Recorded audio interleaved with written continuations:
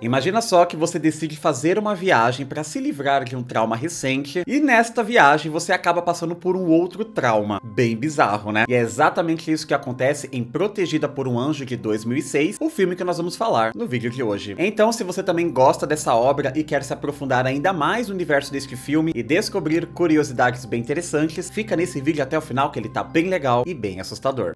Your son's waiting for you.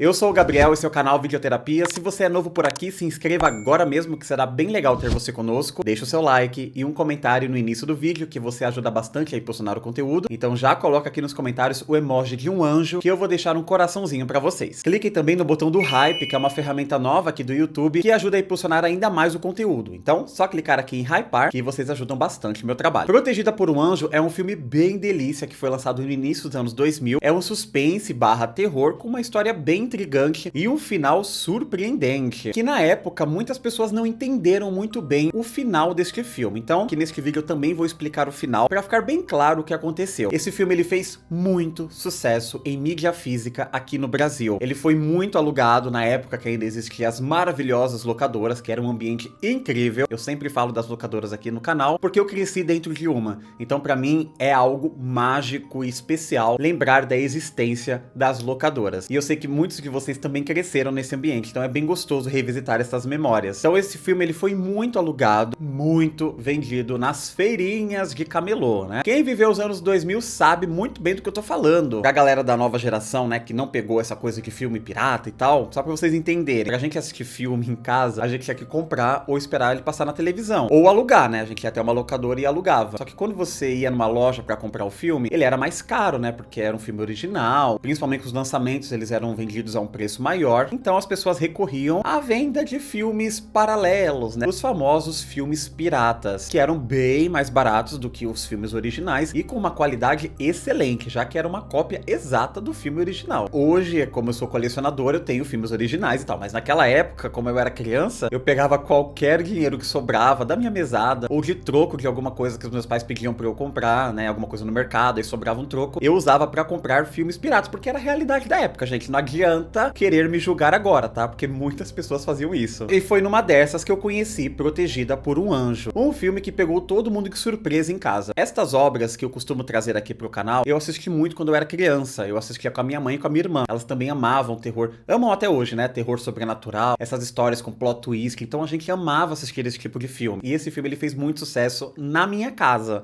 Então a gente assistia direto, minha mãe adorava esse filme. E tem uma coisa muito engraçada que aconteceu recentemente, aqui no canal mesmo, uma pessoa deixou um comentário falando: nossa, você sempre fala as mesmas coisas, que você assistiu o filme quando era criança, que você comprou o filme, mas é verdade, gente.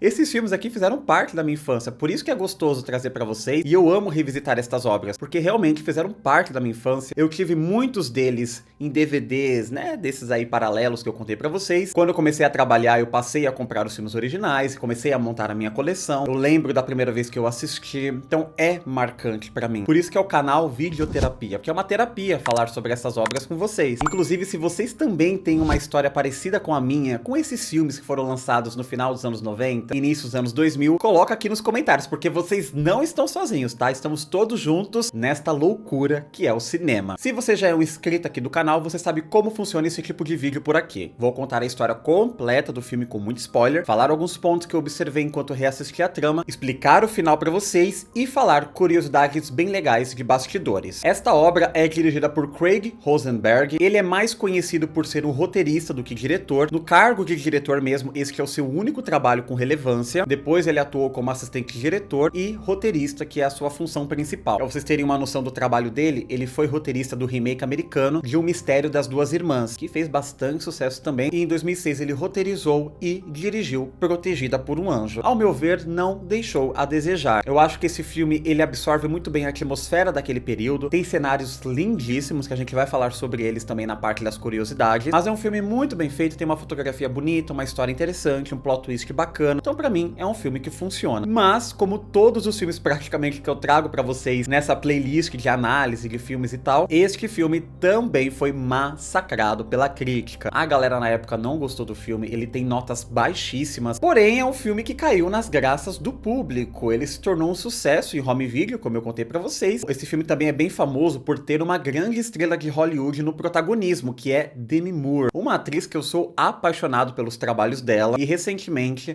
ela estreou o maravilhoso A Substância, que tem análise dele aqui no canal, e simplesmente colocou esta mulher num patamar nunca visto em sua carreira. Esse filme ele tem um núcleo de personagens bem pequeno, então eu já vou falar o nome deles para vocês irem se familiarizando. Nós temos a grande protagonista do filme, que é a Rachel Carson, interpretada por Demi Moore, seguindo por seu marido, o Bryan Foster, interpretado por Henry Cusick, a sua melhor amiga, a Cheryl Winton, interpretada por Kate Isaacs, e o seu filho, Thomas Carson, interpretado por Vince Balve. E tem um outro personagem que vai ser bem importante para a trama, que é o Angus McLuch, interpretado por Hans Madsen. Claro que tem outros personagens que vão aparecer durante a trama, mas conforme eles forem aparecendo, eu vou apresentando eles a vocês. O início do filme serve para apresentar a personagem Rachel Carson. Aqui a gente descobre que ela é uma escritora de ficção muito famosa, mas assim, extremamente famosa, e ela tem vários prêmios, então essa introdução serve para mostrar o sucesso que é a carreira desta escritora. E ela é muito tradicional, ela gosta de escrever os seus rascunhos em uma máquina de escrever bem tradicional mesmo. Ela tem um filho, que é o Thomas, ela é muito apegada a ele, e este filho é do seu primeiro casamento. A gente não entende muito bem o que rolou no primeiro casamento, mas ela está agora em seu segundo casamento, que é com o Bryan. O Bryan, ele é o editor muito famoso, mas ele tem o desejo de ser escritor também, assim como a sua esposa, mas ele não consegue publicar nenhum livro. Ele envia suas cópias, seus manuscritos para as pessoas, mas ninguém se interessa, fala que ele não é bom o suficiente, precisa de mais suspense, mais terror, isso e aquilo. Então ele fica às sombras da sua esposa, e isso vai ser a base para o que vai acontecer durante este filme inteiro. Bom, aí no início do filme ela está ali escrevendo seu novo romance, aquela coisa toda, e aparece o filho dela, o Thomas, querendo brincar, só que ela tá muito ocupada, que ela precisa desenrolar um capítulo novo. Ela fala, olha, daqui a pouco eu vou lá brincar com você. E o menininho começa a brincar sozinho pela casa. Eles moram em Londres, numa casa que é conectada com um lago, com um rio que passa ali na verdade, e ele gosta de deixar recados pela casa. Por exemplo, na geladeira tem várias letrinhas, então às vezes ele escreve, Thomas esteve aqui. E aí ele vai brincando e tal, até que ele vai descendo até a parte do rio. Quando ele chega ali na parte, tem um portãozinho que dá acesso aonde fica o barco deles. E este portão tem um cadeado e o chaveiro é de um sorvete. Eu estou dando esses detalhes porque isso vai ser relevante lá pro final da trama, então guardem essas informações. Este portão nunca está destrancado, mas nesse fatídico momento o portão está aberto. Então ele desce e vai brincando ali com seus bichinhos e tal, até que ele derruba um dos seus bonequinhos no rio. Corta pra Rachel indo preparar o jantar. Então ela desce, né, vai preparar as coisas, coloca o macarrão na água, aquela coisa toda, e ela não encontra ele. Ela vai chamando, o menino não aparece e ela vai atrás dele. Quando ela chega ali no quintal e vê que o portão tá aberto, ela já fica preocupada. Ela vai descendo ali as escadinhas, encontra o boneco do menino caído no rio e por debaixo do barco ela vê que tem alguma coisa. Ela empurra um pouco o barco e encontra o corpo do Thomas. E ela tira o menino ali do rio, tenta reanimar, mas não dá certo e ele realmente morreu. 8 meses depois, nós vemos como isso afetou a vida da Rachel. Claro que ela está destruída, isso acabou com a vida dela, e também a gente percebe que isso abalou o seu casamento com o Bryan, porque ela culpa ele por ter deixado o portão aberto. Aí que a gente conhece a sua melhor amiga, a Cheryl. Ela está ali conversando e fala, olha, vai ficar tudo bem, você precisa sair desse lugar um pouco e espairecer, escrever o seu livro em um outro ambiente, né? Sai daqui. E a Cheryl, como é uma ótima amiga, ela reserva uma casa muito afastada que fica na Escócia, perfeita para ela escrever o livro dela, porque é uma casa que da casa você consegue enxergar um farol. E a nova história que a Rachel está escrevendo é sobre um crime que acontece num farol. A Rachel acha isso ótimo, fica muito feliz com a ajuda da amiga e ela faz esta viagem. E a gente entende que eles estão no processo de divórcio, ela e o Bryan. Mas ela vai concluir o divórcio quando retornar da viagem. É uma casa realmente muito bonita, afastada de tudo. E ela se instala, coloca a sua máquina de escrever perto da janela, tenta montar ali aquele ambiente para começar a escrever. Só que ela está com bloqueio criativo muito grande e ela vai dar uma volta para conhecer a cidade. É uma cidade bem bonitinha, bem charmosinha e muito pequena, tem apenas 128 habitantes, então todo mundo se conhece, todo mundo faz tudo juntos ali naquela cidade. E ela chega até o bar de uma mulher chamada Mary e ela fala para Mary e para as outras pessoas que estão ali naquele bar onde ela está hospedada, e a galera olha com certa desconfiança, fala, nossa, você está naquela casa? E aqui a gente já percebe que está rolando alguma coisa, parece que os moradores da cidade estão escondendo algum segredo dela, e durante essa dessas caminhadas dela pra conhecer a cidade, ela é abordada por uma mulher que é aquela doida da cidade, né? Sempre nessas cidadezinhas tem aquela mulher que é a mais doidinha. Porém, ela tem um contato com o sobrenatural. Aí ela chega pra Rachel sem conhecer, sem saber nada da vida dela e fala: olha, seu filho está te esperando ali na cadeirinha de balanço. Aí ela: o quê? Meu filho? Ela: ele está ali te esperando. E a cadeirinha de balanço tá se mexendo sozinha, mas por conta do vento, que venta bastante naquela cidade. Aí a mulher percebe que ela falou alguma coisa estranha, ela: ah, não, me confundi, deve ser filho de outra pessoa. E isso fica na cabeça da Rachel, né? Do nada essa mulher falou sobre o meu filho. E ela resolve pegar o seu barquinho pra ir até o farol. Quando ela vai até o farol, ela acha que o farol já está desativado há muito tempo e que ninguém mais mora lá, porque os faróis modernos não precisam mais de um funcionário pra ficar lá, não existe mais essa coisa de faroleiros. Os faróis agora são automáticos, então não precisa de um funcionário ficando lá, já que isso era um trabalho bem insalubre, muitas pessoas enlouqueceram e morreram trabalhando em faróis. Só que quando ela chega, nós que estamos assistindo percebemos que tem um barco ao lado de onde ela deixa o barco dela, então tem alguém ali naquela ilha, ou alguém esqueceu o barco e saiu nadando, que eu acho difícil, né? E ela vai subindo e tem uma pessoa morando neste farol, tem um faroleiro que ainda trabalha ali, e este cara é o Angus McLuch. Se apresenta, ele fala: nossa, que legal, faz tempo que eu não recebo visita. E ela: não, eu achei que o farol fosse automático, que não precisasse mais de um funcionário. Ele: não, esse aqui ainda é a moda antiga. Aí vai rolando uma malemolência inicial e ele fala: bom, vou te apresentar o farol então, né? Vem conhecer a ilha. É uma ilha bem pequena, que realmente só tem o farol. Então ela fala: olha, eu preciso voltar ali pra minha cabana, que eu tenho muito trabalho pra fazer. E ele fala: mas onde é que você tá morando? Aí ela fala: numa casinha que dá pra ver inclusive do farol, né? Do farol você consegue enxergar esta cabana. Aí ele: nossa, você está ali, que coragem.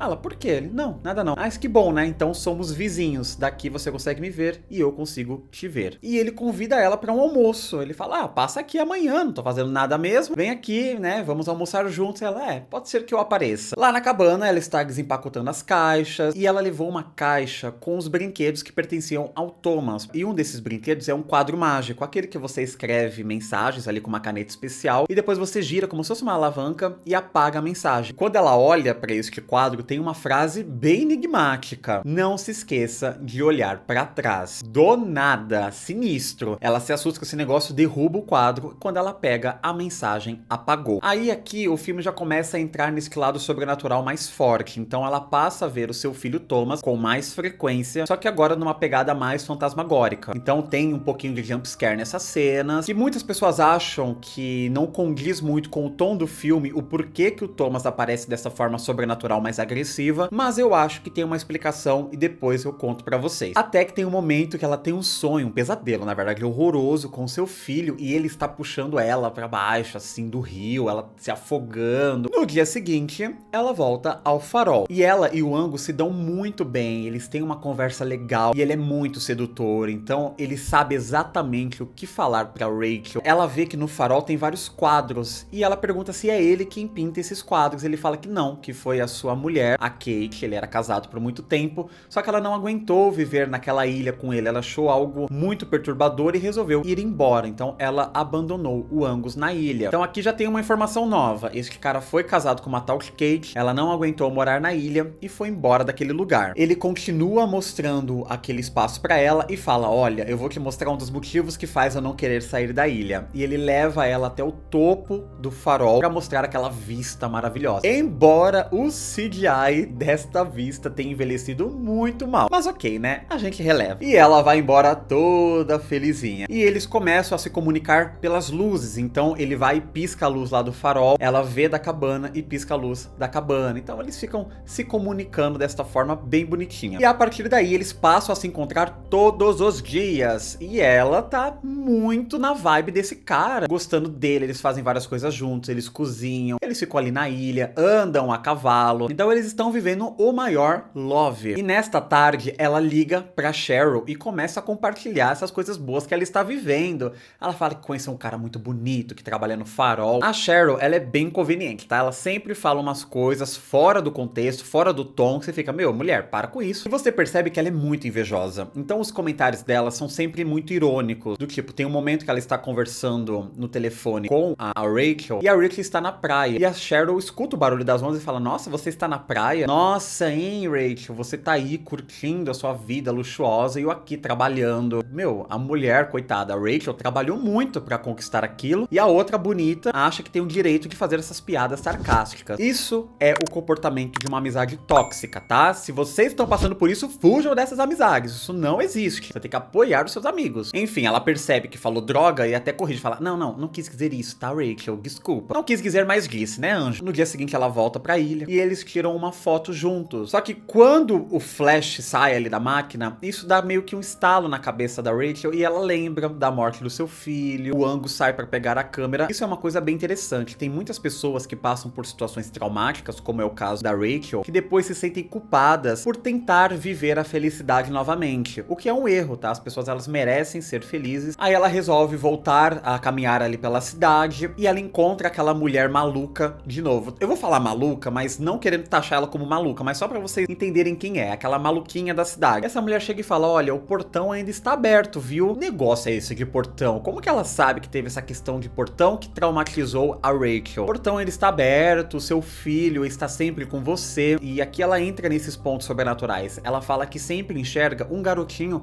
ao lado da Rachel. Inclusive, naquele momento que elas estão conversando, tem um menininho parado ao lado dela tentando segurar a mão da Rachel. Olha, gente, até me arrepia. A Rachel meio que desconversa e começa a falar com outro personagem, que é o marido da Mary, que é o Finley. E ele também vai ter uma importância para a história. O Finley, ele é como se fosse um policial aposentado, então as pessoas, quando tem algum problema, recorrem a ele. Aí ele fala, olha, Rachel, fique esperto com essa mulher, tá? Ela fala algumas coisas bem inconvenientes de vez em quando, mas esta mulher deixa o endereço de onde ela mora. Caso a Rachel precise de alguma ajuda, é só passar na casa dela. E ela vai lá, depois dessa conversa aí no bar, só que a mulher não atende, porque ela está muito ocupada conversando com as suas bonecas. Ela meio que monta as bonecas, né? Ela constrói, assim, faz algumas reformas nas bonecas e ela conversa com as bonecas. Então, acho meio esquisito. Ela fica bem assustada com algumas coisas que estão acontecendo ali na sua cabana e ela pega durante a noite e vai até a ilha, né? Tá chovendo muito, ela chega na ilha e fala, olha, eu preciso conversar com você, Angus, e tal. Ela entra no farol, eles começam a conversar e ela conta tudo o que aconteceu com o seu filho, que agora ela está sendo atormentada por coisas estranhas. Ela fala da mensagem que apareceu naquele quadro mágico, conta que também apareceu mensagens na geladeira, que ela anda vendo algumas coisas, sonhando muito com o menino, e eles vão se aproximando nessa conversa e rola aquela malemolência que estava até demorando para acontecer, né, diante da proximidade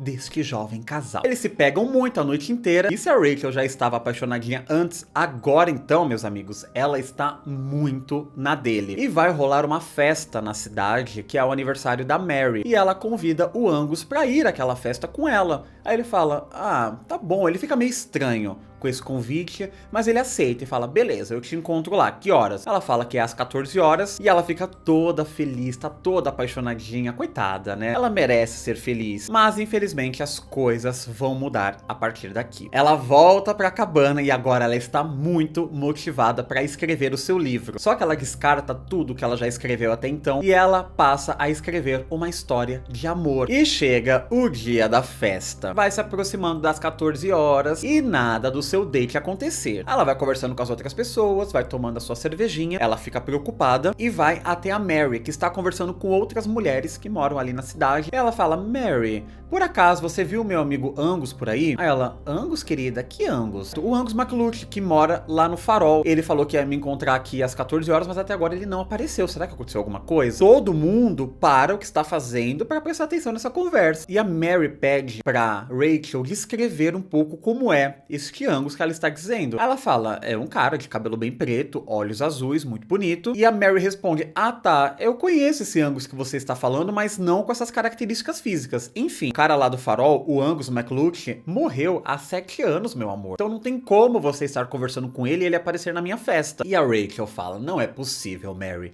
Eu estive com ele por vários dias, já fui ao farol, conversei com ele, fiz outras coisas com ele, né, Mary? Isso ela não fala, mas a gente sabe que ela fez. Então como que esse cara morreu? Angus MacLuth morreu e a sua esposa Kate também morreu. Inclusive, eu ajudei a escolher a roupa deles em seus velórios. Aí nós temos essa primeira revelação. Até o marido da Mary, o Philly, ele disse: não, querida, você está um pouco confusa, não mora ninguém naquela ilha. Eu fui até lá, eu encontrei o corpo dele. Então ela sai daquela festa, pega o seu barquinho e vai até o farol. Lembra que sempre tinha o barco que pertencia ao Angus, que estava ali ao lado do barco que ficava da Rachel. Quando ela chega, não tem o barco do Angus, só tem o dela. Ela entra no farol e o farol está vazio. Não tem nada, não tem comida, a geladeira está desligada, não tem energia elétrica, não tem nada no farol. Aí ela fica muito transtornada e fala: meu, não é possível. Eu estive aqui, né? Nós vimos ela interagindo com esse tal de Angus e tal. Aí o Phelan aparece e ele fala: olha, eu achei estranho o que você falou lá no bar, mas agora você vê que não tem ninguém aqui. Eu encontrei o corpo do Angus e também o da sua esposa. E aqui nós entendemos o que aconteceu. O Angus era um faroleiro que morava ali, trabalhava e morava junto com a sua esposa. Só que como ele trabalhava muito, ela ficava bastante tempo sozinha e ela ia de vez em quando pra cidade. Nessas, ela passou a ter um caso. Todo mundo sabia, menos o Angus. Até que um dia ele encontra os dois juntos, ele mata a sua esposa, mata o amante dela e depois tira a própria vida. Ele pula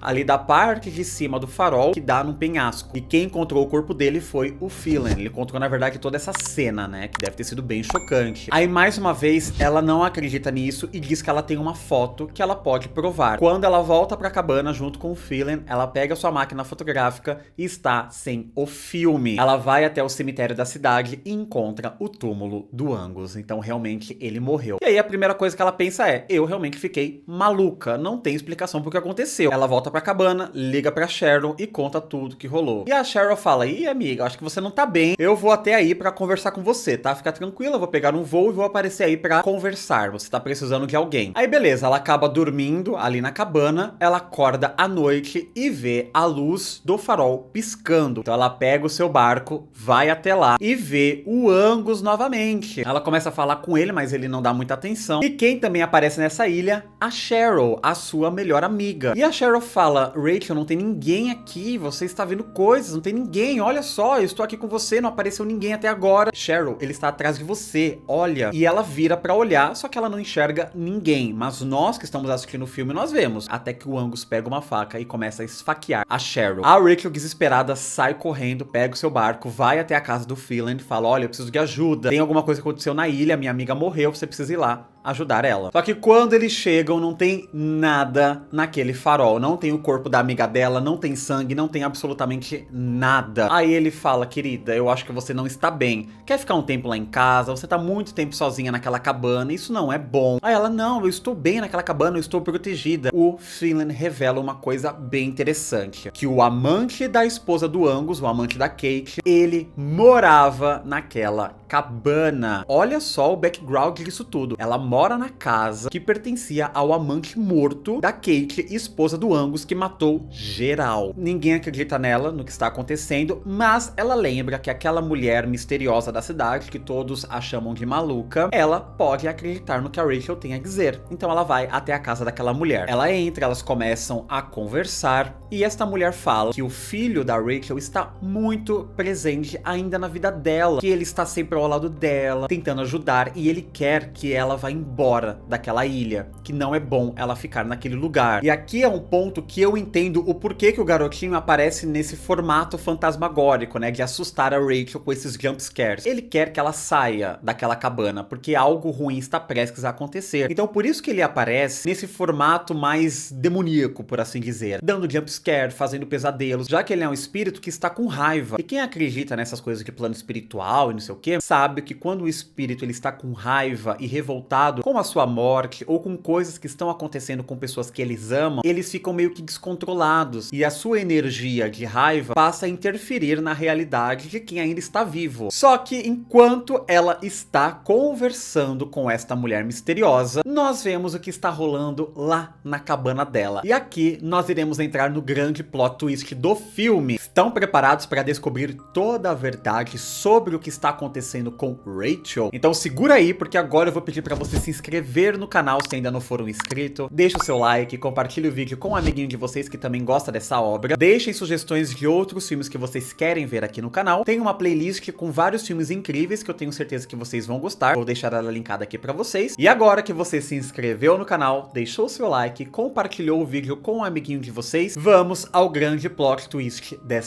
obra. Nós vemos que o Brian, o marido da Rachel, está naquela cabana. E ele está fazendo ali? O Brian, ele está manipulando algumas coisas na cabana para transformar aquele ambiente em algo fantasmagórico. E ele senta na máquina de escrever da Rachel e começa a escrever alguma coisa. E enquanto nós acompanhamos o Brian manipulando todas essas coisas, escrevendo algo na máquina de escrever, nós vemos a Cheryl conversando com o Angus. Ué, mas a Cheryl não morreu e o Angus não é um fantasma? O que tá acontecendo, Gabriel? Olha só esse plot twist. A Cheryl contratou o cara pra fingir que era o Angus. Então aquele cara não é Angus coisa alguma. Ele não tá morto. O Angus, de verdade, está morto. Mas aquele cara que a Rachel se apaixonou, que ela esteve com ele no farol, não era o Angus verdadeiro. Era meio que um ator se passando por ele pra enlouquecer, fazer um gaslighting com a Rachel. A Cheryl contratou ele pra isso. Mas, Gabriel, por que que ela fez isso? Ela não é a melhor amiga da Rachel? Tem mais, tá? Tem mais que eu vou contar pra vocês. O nome desse cara que fingia ser o Angus é Patrick. Ele foi contratado realmente pra enganar a Rachel, pra fingir que ele era um homem que morreu naquele farol há 7 anos antes. E ela fez isso porque ela tem um caso com o Brian. E os dois querem fazer a Rachel se passar por louca. Por isso que eles montaram todo este plano de fazer a cidade enxergar ela como uma mulher louca, dizendo que ela se apaixonou por um fantasma, né, que morava naquele farol, e eles iam matar a Rachel para parecer que foi um suicídio, para parecer que ela tirou a própria vida. E aquilo que o Brian estava escrevendo na máquina de escrever era uma carta de suicídio.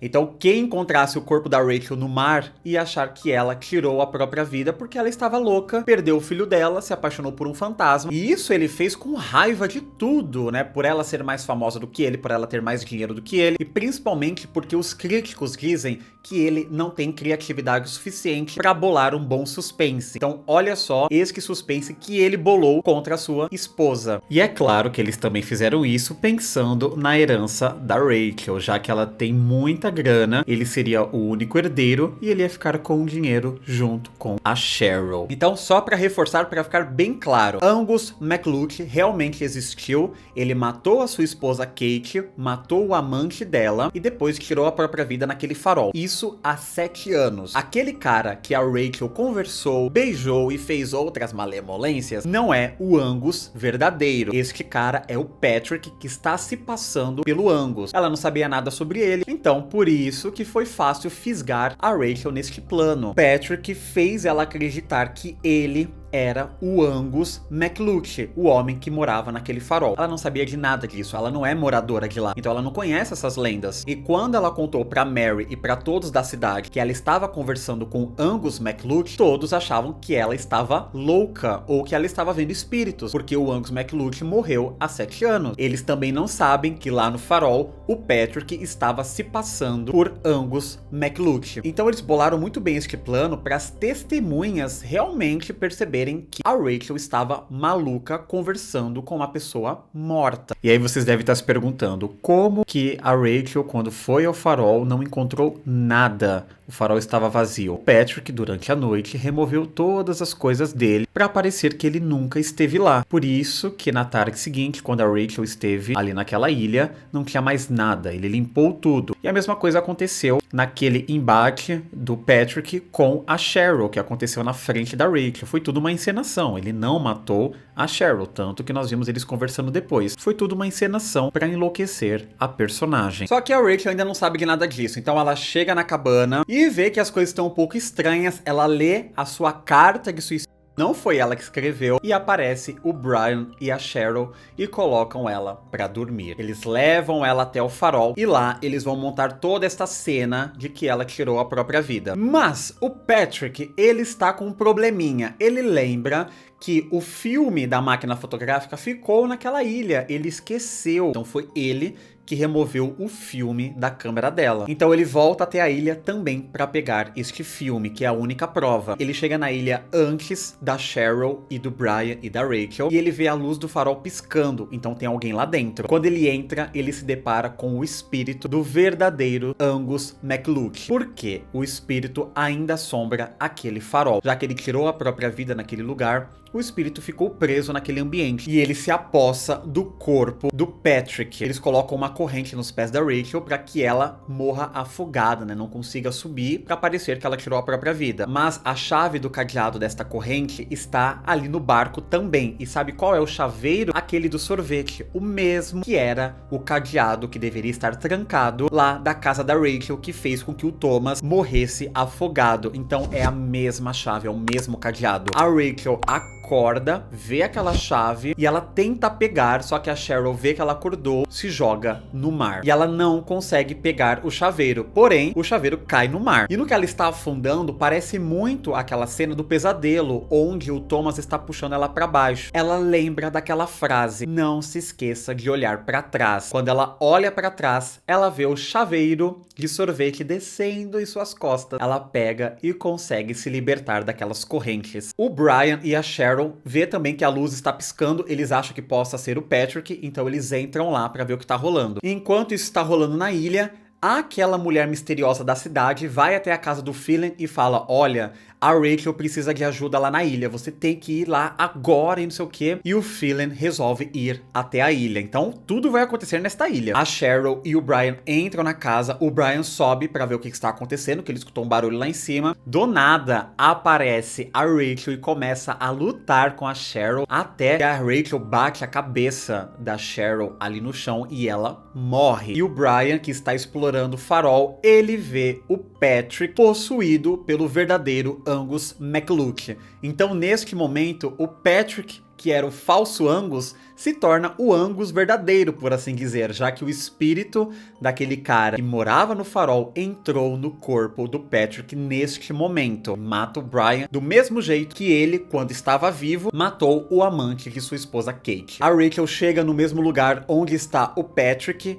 ele olha pra ela e começa a se aproximar dela. Então ele vai se aproximando e conversando. E aqui a gente entende que o Patrick, no meio desta missão que ele tinha, que era seduzir a Rachel e se passar por Angus, ele acabou se apaixonando por ela. Então ele não conseguiu fazer muitas maldades com ela, embora ele tenha feito um gaslight do caramba, né? E o que o Patrick faz? Ele vai naquele mesmo lugar onde o verdadeiro Angus McLuke tirou a própria vida e ele também pula. Só que é claro, sob influência do Angus McLuke que está dentro do corpo dele. E quem aparece na ilha é o Phelan. Ele aparece lá para ajudar a Rachel e ele vê que tudo isso aconteceu e agora ele acredita 100% nela. Tudo se resolveu. A gente acompanha alguns dias depois, nós vemos uma matéria no jornal onde explica tudo o que aconteceu. Então todo esse ponto que eu falei para vocês, uma tentativa frustrada de matar a esposa milionária, Brian morre, né, e conta tudo. Conta do Patrick também, que estava se passando por uma pessoa que já tinha morrido. Fala da melhor amiga dela, a Cheryl, que fazia parte desse plano e todos morreram. E aquela mulher misteriosa que tem os bonecos aparece, conversa com a Rachel e fala, olha, o seu filho quer que você seja feliz. Deixe ele ir embora. E o filme termina com a Rachel de volta para sua casa em Londres, onde tudo aconteceu, olhando para cima e se libertando da culpa pelo que aconteceu. E esta é a história de Protegida por um Anjo. Vocês lembravam desses detalhes? Vocês também gostam desse filme? Coloca aqui nos comentários a sua cena favorita. Eu gosto muito do plot twist do filme, né? Onde nós vemos o Brian se revelando o vilão, escrevendo a carta que suicídio, e também a Cheryl conversando com o Patrick, que fingia ser o Angus. Bom, como eu falei pra vocês, esse filme ele fez muito sucesso na época de lançamento, principalmente em mídia física. Ele foi muito vendido em DVD e ele tem umas curiosidades interessantes. Primeiro, Craig Rosenberg, que é o diretor do filme, ele escreveu este roteiro entre 2003 e início de 2004. E ele queria uma história fantasmagórica também com um thriller meio policial, né? Pra você investigar o que está acontecendo. O filme, ele foi gravado em 2004. Pois é, ele saiu 2 anos depois, ele foi lançado apenas em 2006. E foi uma produção extremamente caótica, mas não por brigas e questões envolvendo a Demi Moore, nada disso. A produção nessa parte do elenco foi muito boa, né? Os atores se deram bem e tal. O caos mesmo foi pra filmar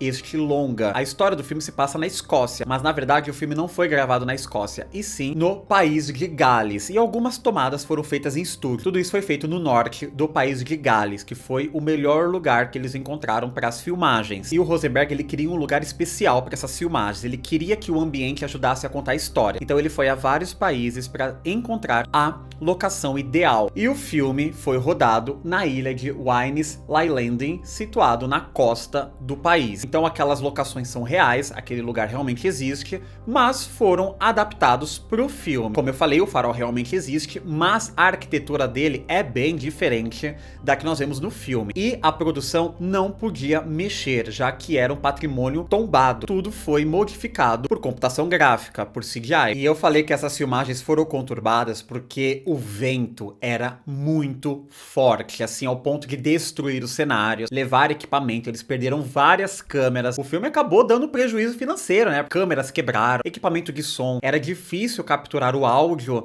dos diálogos dos personagens, então muitos áudios tiveram que ser refeitos em estúdio. A Demi Moore conta em algumas entrevistas que era como se alguém tivesse ligado uma turbina de avião na cara dela. O cabelo dela não ficava em ordem, então eles tiveram vários problemas de continuidade. As cenas de diálogo, por exemplo, elas têm vários cortes, é que a gente não percebe isso por conta da montagem do filme. E eles tiveram problemas de continuidade com isso. A câmera estava mostrando um personagem e o cabelo da Demi Moore estava de um jeito. Quando voltava a câmera para ela, o cabelo estava de outro jeito, por conta do vento. Então eles tiveram que fazer cenas mais longas de diálogo. E isso, para filme, é difícil de fazer, porque tem aquelas marcações, os atores não ficam realmente um de frente pro outro. Eles ficam em posições específicas para a câmera conseguir pegar os dois. É diferente do teatro, por exemplo, que fica cara a cara. E a Demi Moore conta que quando ela assistiu o filme no cinema pela primeira vez, na premiere, ela se sentiu aliviada. Ela não acreditou que o filme fosse dar certo, que não tinha como, com aqueles ventos e tudo rolando, o cenário sendo destruído, câmera quebrando. Ela diz que o filme valeu a pena por conta do resultado final, e não pelo que ela passou no set de filmagens. Eles tiveram tantos perrengues nas filmagens que a equipe, né, a galera técnica, eles não queriam ir gravar, eles ficavam com medo. E a Demi Moore fazia várias festas pra galera se animar, né, pra todos se unirem e fazer o negócio acontecer. Ela comprava toneladas de barris de chopp pra equipe depois das filmagens, então ela ajudou muito pra que a produção ficasse mais tranquila. Não porque eles estavam se odiando, mas por conta do clima daquele lugar. E os moradores da cidade, que serviram como figurantes também, pra eles era normal, e eles enxergavam aquela equipe toda como um bando de turistas idiotas que estavam passando por aquilo. Eles tiravam sarro da equipe. Foi uma produção bem caótica nesse aspecto. E na premiere do filme, quando ele foi lançado, todos os habitantes foram convidados a ir na festa de estreia. Então todos eles se divertiram, beberam e comeram bastante. E como última curiosidade, ainda falando das locações,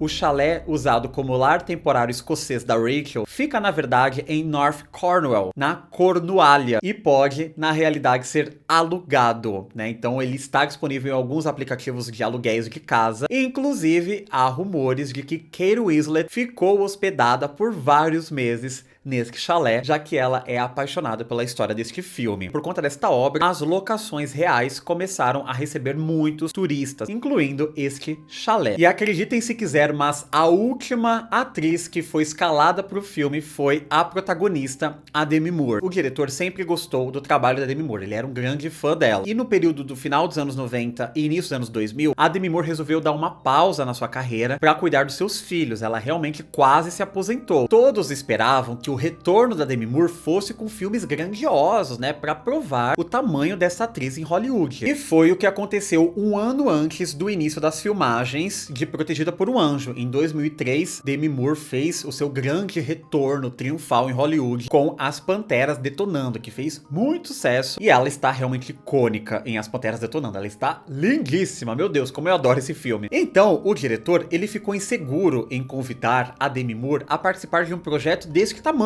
Ele não contava que a Demi Moore é apaixonada pela maternidade, e quando ela teve acesso ao roteiro deste filme, ela se encantou com a obra, e muitos, inclusive o seu agente, não entendeu o fascínio de Demi Moore por esta obra. Ele recomendou que ela não fizesse esse filme, porque é um filme de baixo orçamento, ela estava em outro patamar, tinha acabado de fazer um filme milionário, mas ela se identificou com a personagem e ela queria contar esta história. Então ela fez questão de fazer parte desta produção e contribuiu muito para para que este filme acontecesse. E por conta do nome desta atriz, o filme ganhou uma ampla distribuição. Todos da produção falam que a Demi Moore é uma das atrizes mais generosas que eles trabalharam. Não só apenas contribuindo financeiramente, já que ela bancava essas festas para reunir a galera, ela deu vários e vários presentes pros moradores da ilha, né, aqueles figurantes que apareciam. Ela era muito generosa. E os atores que contracenaram com ela, como por exemplo o Hans Madsen, que fazia o falso Angus, ele desceu vários elogios a Demi Moore. E ele diz que ela ficou ao lado dele quando ele teve vários problemas durante a produção do filme. Por quê? Naquela cena onde eles estão montando nos cavalos, o ator, ele teve vários problemas lá naquela parte íntima dele, né? Uma coisa mais assim envolvendo um saco. Quando você vai montar a cavalo, tem algumas proteções que você tem que usar pra não prejudicar aquela parte que é bem sensível. Então o ator teve vários problemas, ele ficou até preocupado em não poder ter filhos. E deu tudo certo, hoje ele é pai. E ele diz que ela foi muito generosa nessas cenas, porque a roupa que ela usava, o figurino, era bem longo por conta do vento. Então ela colocava um pouco de tecido que sobrava por baixo das pernas do ator, do Hans Madsen, para que amortecesse na hora que eles estivessem ali com os cavalos. Olha só como a Demi Moore é maravilhosa, eu fiquei morrendo de vontade de ser amigo dela. E o ator que faz o Thomas, que é o filho da Rachel, o Vince Belloway, ele também elogiou demais a Demi Moore. Ele falou que ela foi incrível com ele. Durante o sexo de filmagem, a Demi Moore levava os seus filhos para brincarem com ele. E ele deu um depoimento muito bonitinho na época de divulgação do filme, dizendo o seguinte: trabalhar com Demi foi um ótimo treinamento. Espero que quando eu crescer, eu seja tão bom quanto ela depois dessa aula que ela me deu. Muito bonitinho isso que ele falou, né? E ela estava tão dedicada ao papel que aconteceu uma última curiosidade que eu vou contar pra vocês, que essa eu achei bem estranha. Na cena onde ela pega o corpo do filho dela ali do rio, que ela começa a gritar e chorar, eles gravaram esta cena numa locação real em Londres, numa casa que realmente existe. E os vizinhos não sabiam que estavam rolando uma produção, porque senão ia tumultuar tudo. E a Demi Moore se entregou tanto a este momento que ela começou a gritar e a chorar alto, o suficiente para os vizinhos ficarem preocupados e invadirem a casa para ver o que estava acontecendo. O produtor e o diretor foram conversar com os vizinhos e falar: não, nós estamos fazendo um filme, fiquem tranquilos, é tudo de mentira. Mas este local em Londres, onde a casa fica situada, os moradores eram bem unidos com a questão de violência doméstica, e as mulheres daquela região só acreditaram que era um filme quando a própria Demi Moore saiu do set e ir conversar com o pessoal que estava ali na rua, tumultuando, achando que tudo era de verdade. Aí ela falou: não, gente, olha, eu sou a Demi Moore, eu estou gravando um filme aqui nesta casa, tá tudo certo. E a galera ficou tipo assim: meu Deus, a Demi Moore está aqui. Ela teve que tirar fotos com todo mundo, deu autógrafos, e aí a cidade deixou ela em paz gravando o filme. Olha só que mulher maravilhosa. Ela não saiu apenas falando: gente, olha, estamos gravando. Ela se apresentou pra galera, ela falou: oi, gente, eu sou a Demi Moore. Como se você não fosse reconhecer esta mulher na rua, né? Mas eu achei bem legal a produção deste filme, né? Deu tudo certo. O filme pode não ser, né, aquele grande filme, nem tão assustador assim, mas foi uma produção que teve os seus problemas climáticos, mas todos estavam unidos para que tudo desse certo. E este é o filme e as curiosidades de Protegida por um Anjo. E agora eu quero saber de vocês também gostam desse filme? Vocês sabiam dessas curiosidades? Vocês conhecem outras curiosidades sobre a produção deste filme? Deixa aqui nos comentários. Não se esqueça de se inscrever no canal, compartilhar o vídeo com um amiguinho de vocês que também gosta desse filme. E quando você for fazer a sua próxima viagem, é melhor tomar cuidado com quem você se apaixona. Tchau!